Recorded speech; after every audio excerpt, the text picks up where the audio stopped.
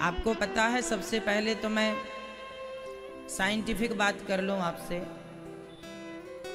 जो व्यक्ति नित्य तुलसी का सेवन करता है, 2 पत्ते 4 पत्ते नित्य लेता है, उसे कभी कैंसर नहीं हो सकता। इस धरती पर कैंसर की इकलौती दवाई है तुलसी।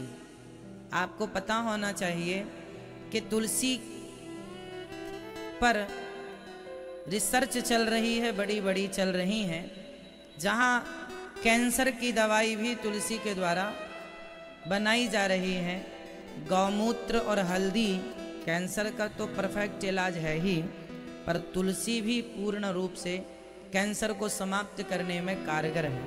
इसलिए हम सभी को कैंसर हो जाए उसके बाद हम तुलसी खाएं, ऐसा नहीं है। इसलिए हमारे ऋषि मुनियों ने प्रसाद में तुलसी डालने का कहा कि तुम यूं ना खाओगे तो प्रसाद के बहाने ही तुम्हारे मुख में कुछ तो तुलसी का अंश जाएगा।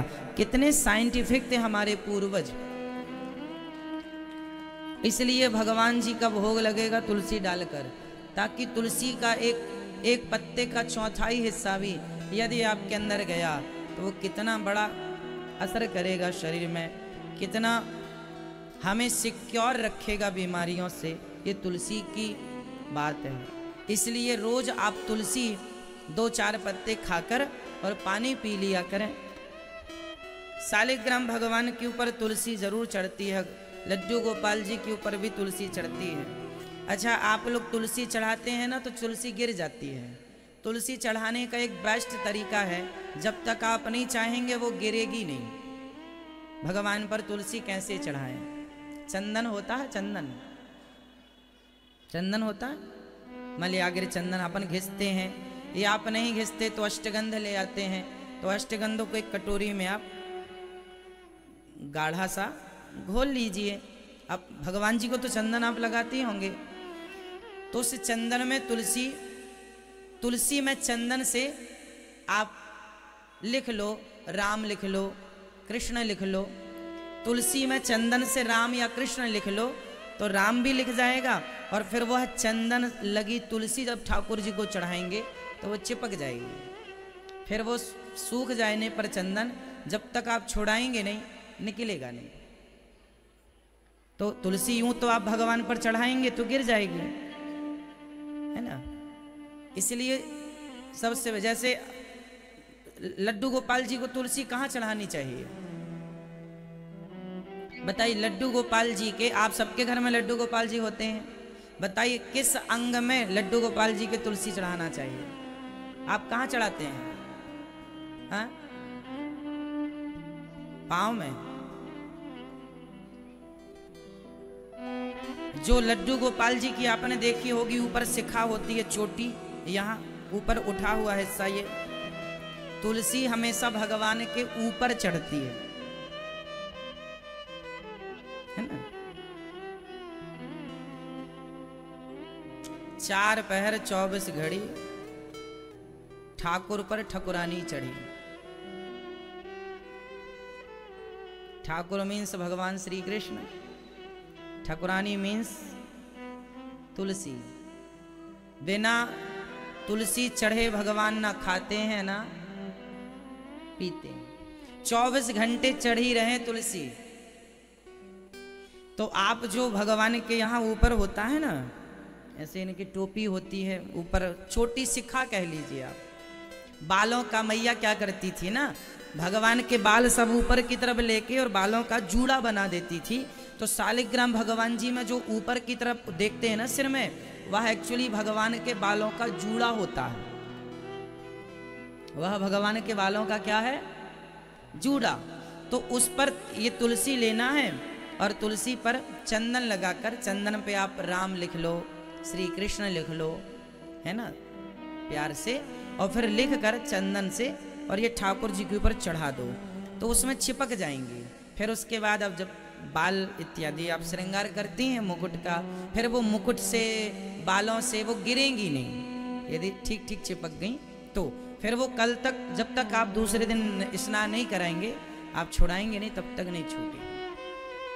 तो शालिग्राम भगवान जी पर ऐसे आप सिर पे ऐसे चढ़ाएंगे ना तो गिर जाएंगे। अब जैसे लड्डू ठाकुर जी लेते हैं तो लड्डू पर तुलसी रख देते हैं। ये जो भगवान के हाथ में लड्डू गोपाल जी हैं, लड्डू लिए हैं, तो ये लड्डू काहे का है बताइए? भगवान जी को लड्डू गोपाल जी क्यों कहते हैं? आपके घर में गोपाल जी हैं ना, उन्हें हम लोग लड्डू गोपाल जी कहते हैं। बताइए लड्डू गोपाल क्यों कहते हैं? क्योंकि भगवान माखन खाते थे। और ये जो भगवान के हाथ में लड्डू होता है ना, एक्चुअली ये लड्डू मोतीचूर का लड्डू नहीं है, यह माखन का लड्डू, ये माखन का गोला है।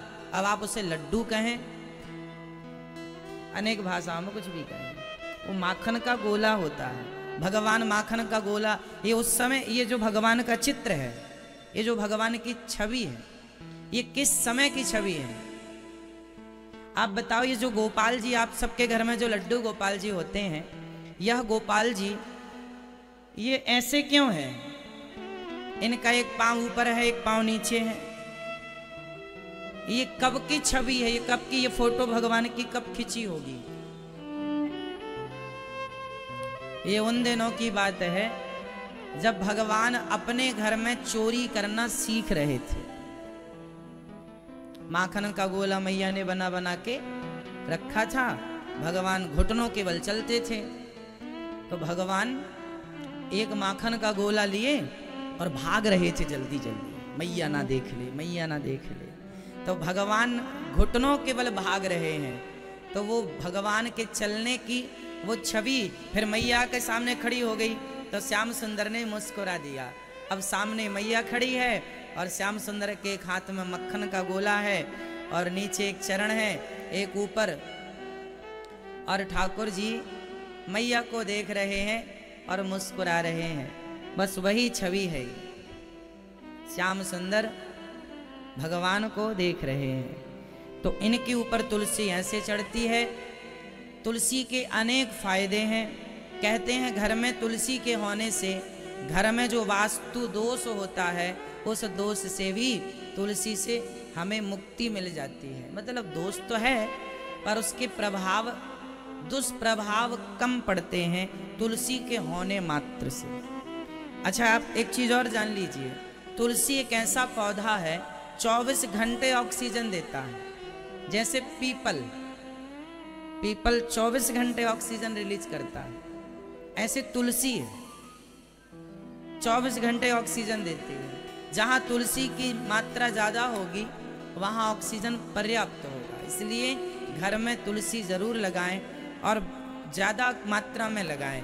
कुछ लोग एक ही लगाते हैं, नहीं, एक नहीं, 2 4 6 10 20 पूरे घर में तुलसी लगाओ। अच्छी चीज़ है ना, बुरा तो है नहीं, कोई साइड इफेक्ट तो है नहीं उसके। इसलिए तुलसी ज़्यादा से ज़्यादा लगे और तुलसी की सेवा हो, है ना।